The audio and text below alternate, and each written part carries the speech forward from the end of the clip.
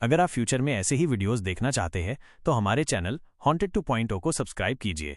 सन 1975 की बात है।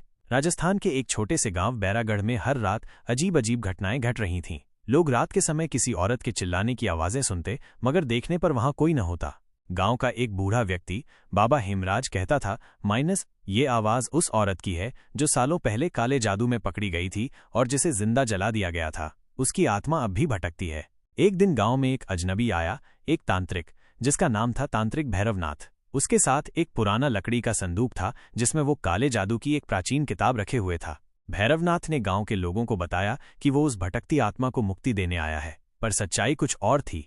वो उस आत्मा को वश में करना चाहता था। रात को जब सब सो रहे थे, तांत्रिक भैरवनाथ ने जंगल के बीचों बीच एक यज्ञ शुरू किया। उसने किताब से मंत्र पढ़ना शुरू किया, ओम कालिके त्वम दारुणा शक्ति रूपेण संस्थिता। अचानक जमीन कांपने लगी, पेड़ हिलने लगे और किताब से एक धुएं जैसा साया बाहर निकला। वो भूतनी थी, शुभना, जो पहले इंसान थी मगर अपने पति की मौत के बाद काले जादू में फंस गई थी। शुभना एक खूबसूरत युवती थी जिसके पति की मौत गांव के जमींदार ने की थी। प्रतिशोध की आग में जलकर उसने काले जादू की किताब ढूंढी और अपनी आत्मा को बलिदान करके एक शापित आत्मा बन गई। मुझे इंसाफ चाहिए, हर उस इंसान की मौत चाहिए जिसने मेरे साथ अन्याय किया। उसका क्रोध भैरवनाथ के लिए खतरा बन गया। गांव में एक के बाद एक लाशें मिलने लगीं, आंखें निकली हुई, शरीर जले हुए। लोगों का मानना था कि ये शुभना का काम है। भैरवनाथ को समझ आ गया कि किताब उसके बस की बात नहीं, पर अब देर हो चुकी थी। किताब के हर पन्ने से एक नई आत्मा निकल रही थी। गांव एक मौत की मंडी बनता जा रहा था।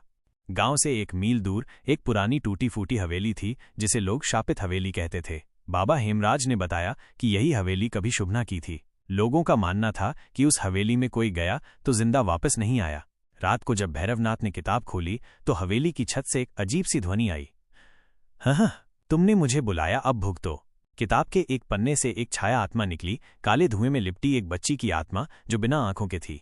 उसका नाम था कंचन।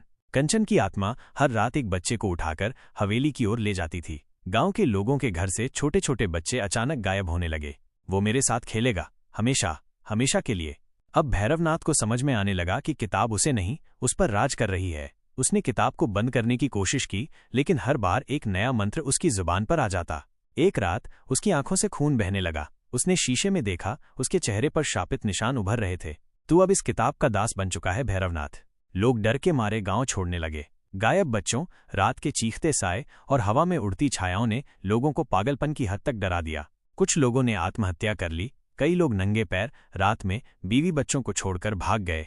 बचे हुए लोग सिर्फ 2 जगहों पर भरोसा करते थे, पुराना मंदिर और बाबा हेमराज की कुटिया। एक रात मंदिर से जोर की चीखें सुनाई दीं। जब लोग पहुंचे तो मंदिर के अंदर की मूर्ति को किसी ने उल्टा टांग दिया था। पूरे मंदिर की दीवारों पर खून से लिखा था, अब देवता नहीं बचाएंगे, अब मैं भगवान हूं।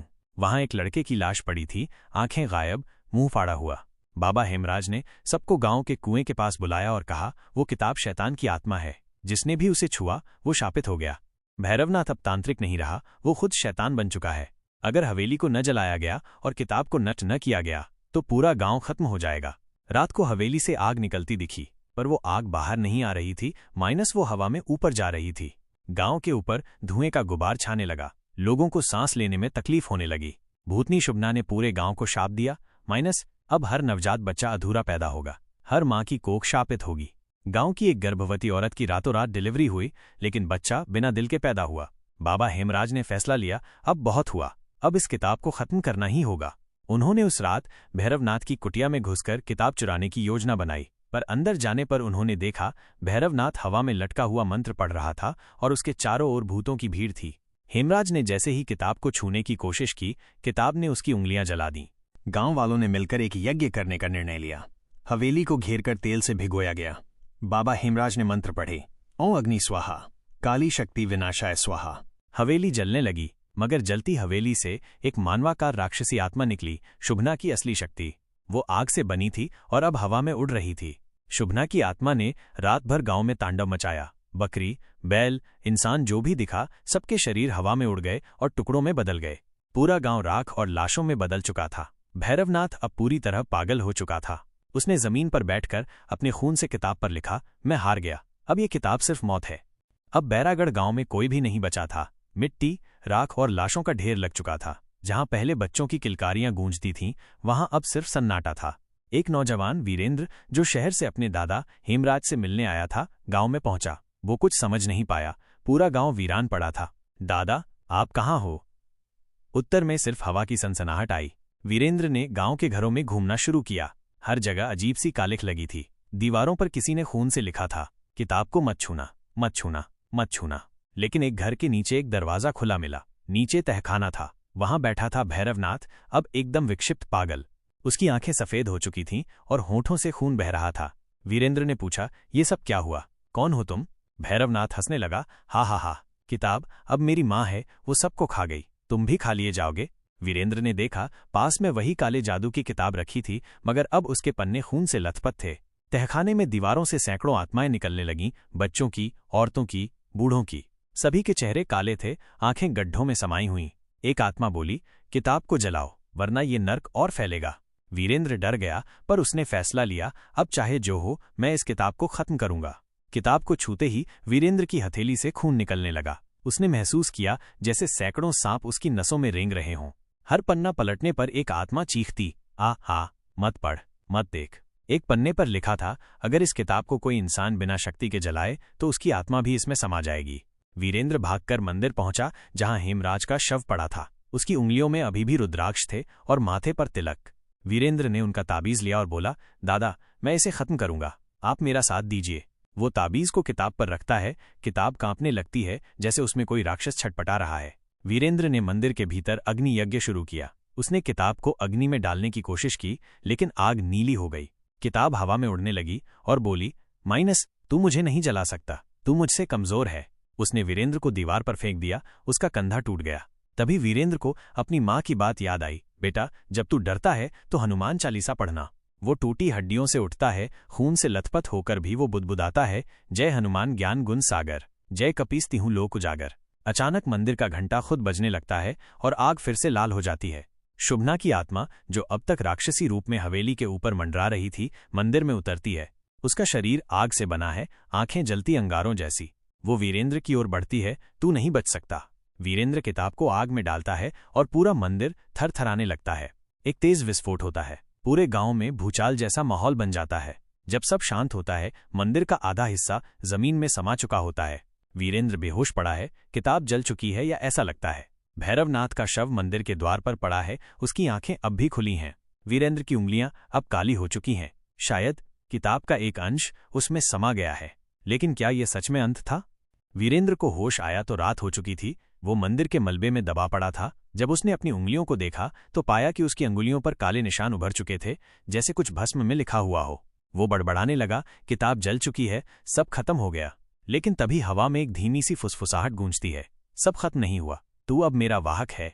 गांव पूरी तरह उजड़ चुका था। वीरेंद्र अकेला रह गया था, लेकिन वो खुद अब वैसा नहीं रहा था।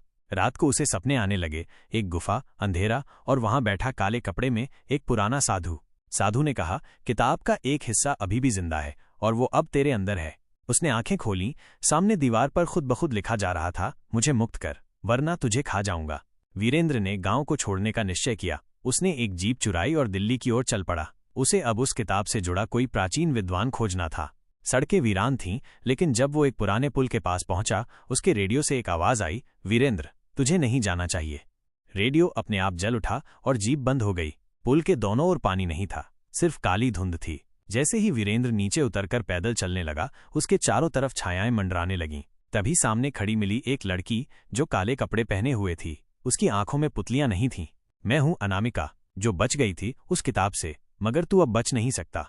उसने वीरेंद्र की आंखों में देखा और अचानक वीरेंद्र जमीन पर गिर पड़ा। उसके शरीर से भाप निकलने लगी। होश आने पर वीरेंद्र एक गुफा में था। दीवारों पर तांत्रिक चिन्ह, खून से भरी कटोरियां और मांस के टुकड़े। गुफा के बीचों बीच एक साधु बैठा था, महातांत्रिक काल भैरव। उसने वीरेंद्र को देखा और कहा, तू अब शुद्ध नहीं रहा, तू आधा मानव आधा शाप है। लेकिन यदि तू चाहे तो मैं तेरे शरीर से किताब का हिस्सा निकाल सकता हूं, किंतु मूल्य लगेगा। वीरेंद्र ने पूछा, क्या मूल्य है? काल भैरव मुस्कराया, तेरी आत्मा का हिस्सा, तू तब तक जिएगा, लेकिन हर साल एक रात तुझमें किताब की आत्मा जागेगी और एक बलि मांगेगी। वीरेंद्र ने भारी मन से हाँ कहा। काल भैरव ने रुद्राक्ष मंत्र पढ़ा, चाकू से उसकी छाती चीरी और जलती हुई धूप उसके खून में मिलाई। किताब का अंश बाहर निकला, पर हवा में उड़ते हुए फिर से गुफा की दीवार में समा गया। अब वीरेंद्र दिल्ली पहुंच गया था, लेकिन एक रात उसे महसूस हुआ उसकी आंखें खुद ब खुद लाल हो जाती हैं। उसे नींद में चलकर कब्रिस्तान जाना पड़ा। वहां जाकर उसने देखा उसके चारों ओर शव उठने लगे, पुरानी लाशें जिनमें आत्मा लौट आई थी। किताब का अंश अब दिल्ली के मृतकों में घुस चुका था। दिल्ली के अखबारों में छपा, बीते 3 दिन में 47 आत्महत्याएं। सभी ने एक ही वाक्य लिखा, मैंने किताब देखी थी। वीरेंद्र समझ गया कि किताब का एक और पन्ना दिल्ली में जाग गया है। अब ये सिर्फ एक गांव की बात नहीं थी, अब एक महानगर इसकी चपेट में था। पुलिस ने वीरेंद्र को पकड़ा। उसके घर में मिले तांत्रिक चिन्ह, राख और दीवार पर लिखा एक मंत्र, काले जादू का वाहक अब यही है। जब पुलिस ने उससे पूछताछ की तो उसने कहा, आप कुछ नहीं समझेंगे, मैं इसे रोकने की कोशिश कर रहा हूं। उसे पागलखाने भेज दिया गया। पागलखाने की एक कोठरी में वीरेंद्र को डाला गया। अंदर दीवारें साफ थीं, लेकिन जैसे ही रात्रि का